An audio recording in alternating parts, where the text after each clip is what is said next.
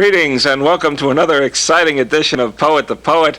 I'm Robert Dunn, and I'm on location in Easton, Pennsylvania today. We are in Lafayette College in the Farranon Student Union, and it's a very elegant campus out here. It makes Columbia University look like a bungalow.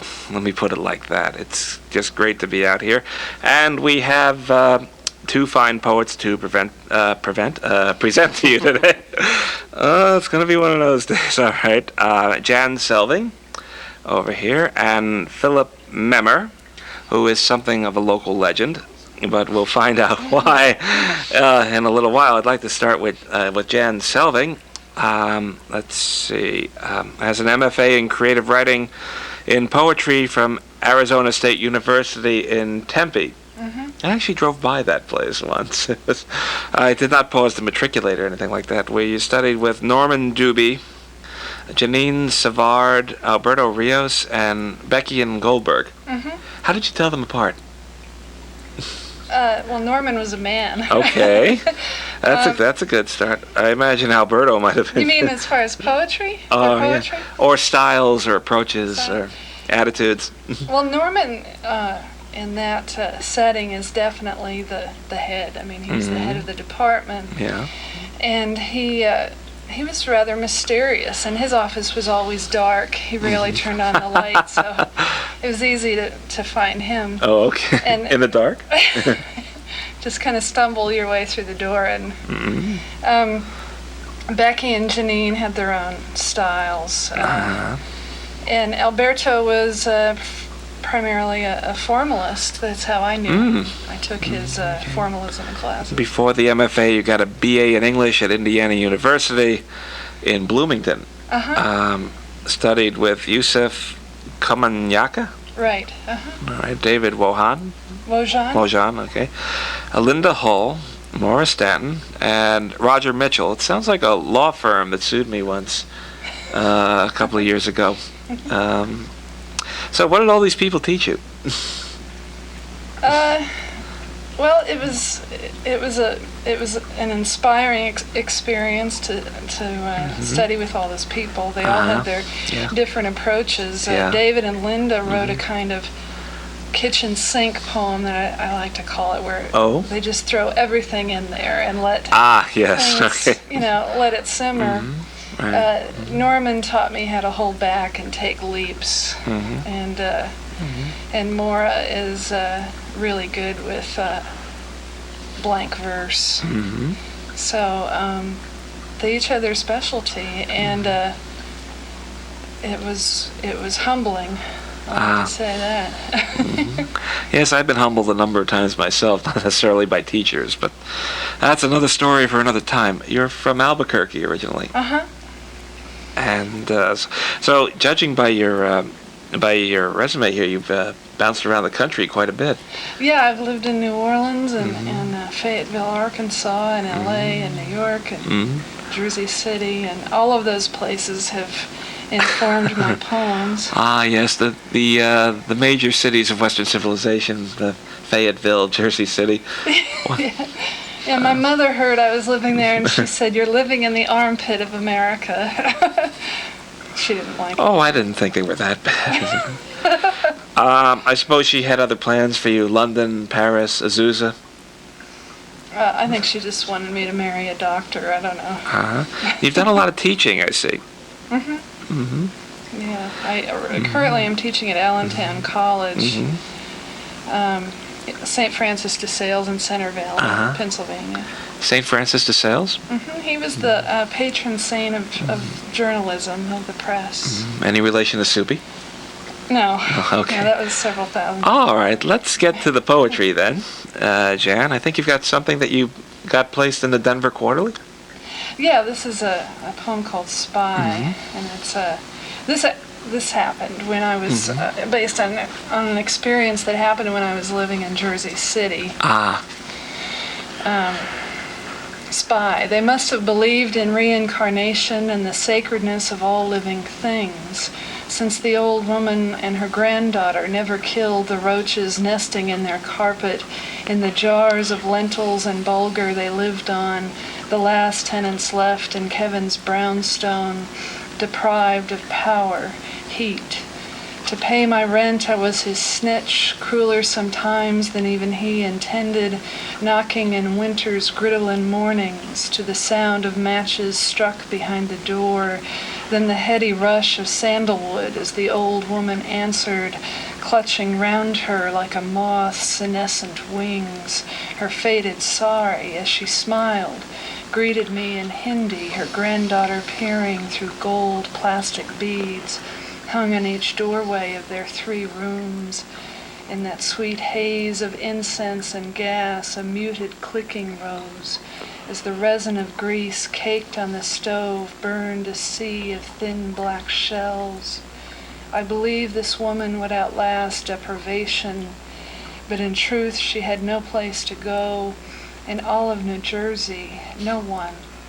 So when the child slept on her cot, in a closet lined with cedar, she never dreamed of our faded past, her landlord's dreams of plaster garlands, trompe-l'oeil masked under newsprint, parquet tile, rose medallions, the grandeur of Jersey City in the 40s, Manhattanites faring across the Hudson to shop on Newark Avenue, and the stained glassworks near the Palisades, forging day and night, wheezing fire along the river.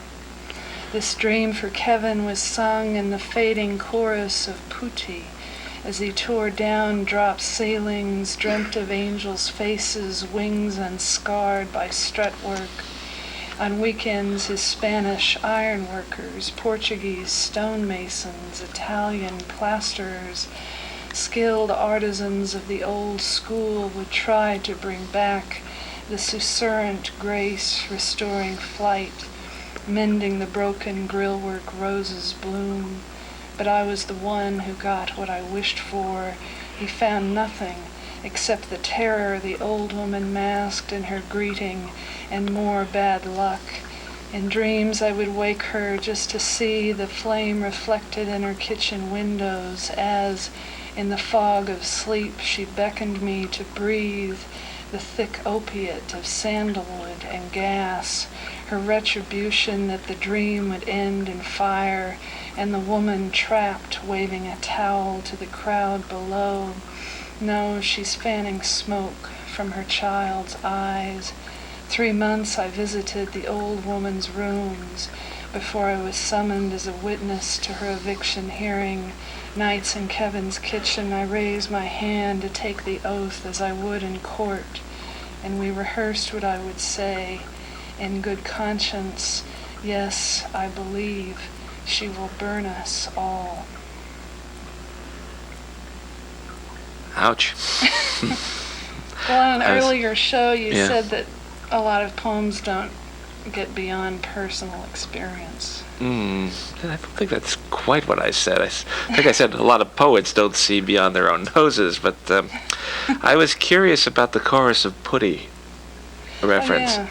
The Putti are the little baby angels, the fat little baby angels that kind of fly around and hold ribbons out and on Baroque architecture. And sing "Light My Fire." There's a question I want to bring Philip into for a moment. We're doing a number of shows here, and in talking to the poets, there seems to be a fascination with insects in the poetry that I don't quite know what to make of. Everybody's got insects in their poems. I was wondering why that is, or is it just a coincidence? Is it me? I haven't seen one insect since I got to Easton. It's a very nice town. Were there any bugs in that poem? I didn't use the Putti some roaches reference. there at the beginning. Roaches. Bugs, no. Insects, yet. It was a very masterful poem. How about another one? Oh, okay. This is a little on a lighter note. This is a poem I wrote after seeing Straight No Chaser, which is a movie about Thelonious Monk, who's one of my favorite musicians, and he did this thing where he just started rotating, turning, like in airports and bus terminals, and I don't know what it was. He was like a dervish, I guess. This is called Turn, Turn, Turn.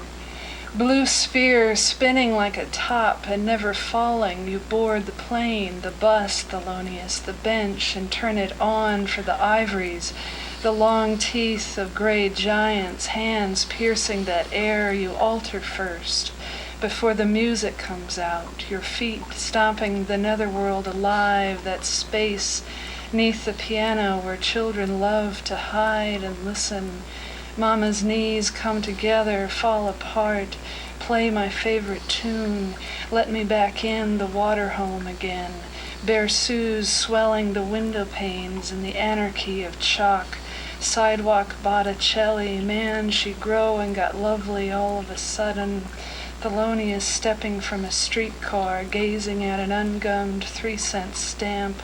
Smoke always gets there first, neon shades, keys lashing the dark. Turn, turn, turn, Thelonious, what startled fruit you bear. Brilliant tide of honeysuckle, spiritus mundi, music of the spheres. Crepuscule with Nellie, the sunset in oral perspective. Mr. Falcon, please speak into the microphone. What triggers off a poem like this? How does your creative process work? Well, every morning I get up, I have about 2 cups of really strong coffee, and I start reading, and I read and read and read, and other people's work always gets me going, because I hear the language, and then it's just like a ticking, you know, I just kind of get in a groove, I guess you could say. And then if you have a 3rd cup of coffee, you start turning. Yeah. It's hard to write, though, when you're turning. Well, it depends. How about another poem? Oh, okay. This is a poem. I was in a bookstore, and I saw the title of a book called The Dyer's Companion, and it's literally a recipe book for dyes. So I turned it into a poem. The Dyer's Companion. White muslin accepts the dye as snow accepts blood, as we take art into us across forests and rivers to the pig farmer's barn. I am the child peering from a 2nd-story window as his father finds the vein beneath pink-gray skin and swiftly, mercifully draws the blade across it. The dyer's cloth celebrates our daily tasks, the commonplace, the companion, a catalog of formulas, herbal weights and measures. I gather jasmine tangled in the wrought iron fencing of my house, boiled slick and shiny as kelp. It stains white satin olive green and harbors the inherent alchemy of wild grass, soaking the threads of my favorite dress.